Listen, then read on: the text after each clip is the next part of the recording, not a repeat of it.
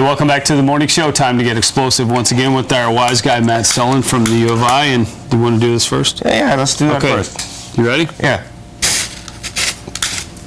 Okay, good. So anyways, what was in here and why did that happen? What was in here was just very fine dusty spores from moss, actually. It's called Lycopodium. But we saw that we could do the same thing with pretty much sugar or anything fine. And I want to explain how that works, because as we said that dust explosions are dangerous. Why is it dust? Why isn't it dangerous when it's not dusty? Okay. And the answer, of course, has to do with mathematics. Sure. Okay. Now, the thing that burns, if you have an object, is that the flames have the oxidation, the burning happens on the surface, and so you have to have more surface area to have more burning happening. And so imagine if you have one of those little tiny dust grains, and just to make it easy, let's make it a little square. Okay. Now, the volume of this thing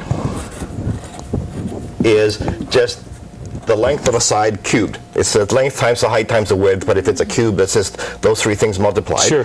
The area of this thing is just the area of all the sides put together. There's 6 sides in a cube, so it's the area of this thing is 6 times the square of the length, because this length times the height gives you one of the areas, and you multiply by 6 to get the whole thing. Got it. Okay. Now, you can ask how many of these things do you get if you have, let's say, a teaspoon of stuff. Okay. And so what you do is to figure out that number n, you say this, well, it's the volume of the stuff in the teaspoon, like for example, 1 cubic centimeter or something, divided by just the volume of each little one.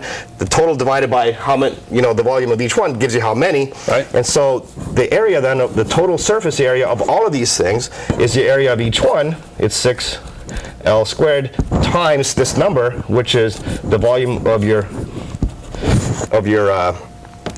teaspoon divided by that. And so if you just work this out, it's 6 volume over L. Okay, what this says is if you make it small, right, it's in the denominator of this thing. If you make the denominator small, you make the whole thing really, really big. Right. So if you have something like baking powder, for example, or this powdered sugar, the grain sizes of those things are typically perhaps a micron or something like that. Very tiny. Even smaller, very, very tiny.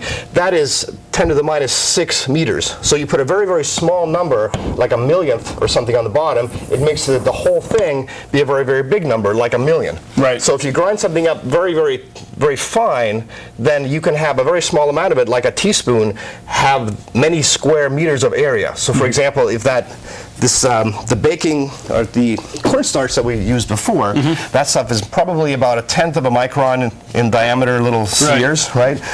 And this stuff is maybe several microns, but still it's pretty small. It is. And so that the surface area involved in the powder that's just inside this thing here is probably many, many square meters, much, much bigger than the little tiny thing that you see here. Shows. Right. And so if you have that much surface area and you have burning going on over that entire surface all at once, like imagine the floor of this room all trying to burn at one time.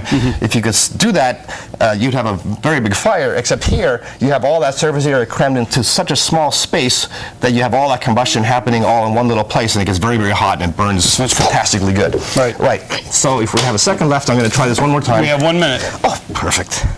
We're getting good at this. Okay. Okay. So that's why sometimes you see the big grain fires. And you wonder, how can that get that big? Right. Well, how can that get that big? It's because you have stuff that normally doesn't burn real good, like wheat, okay, but it's become very, very finely segmented so that you have an enormous surface area.